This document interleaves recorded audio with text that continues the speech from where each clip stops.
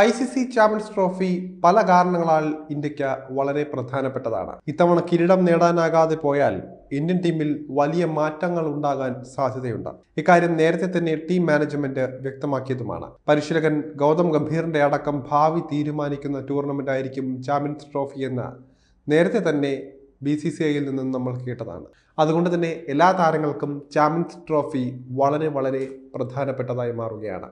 ഇനിയൊരു ICC trophy കളിക്കാൻ രോഹിത്തിനെയും കോഹ്ലിയെയും India പരിഗണിച്ചേക്കില്ല എന്നാണ് റിപ്പോർട്ടുകൾ. അങ്ങനെ വരുമ്പോൾ ഇന്ത്യയുടെ ഏകദിനത്തിലെ പ്ലേയിങ് 11 എങ്ങനെയാകും? രോഹിത് കളമൊഴിയുമ്പോൾ പകരം ഓപ്പണറായി എത്താൻ കൂടുതൽ സാധ്യത സഞ്ജു സാംസൺ ആണ്.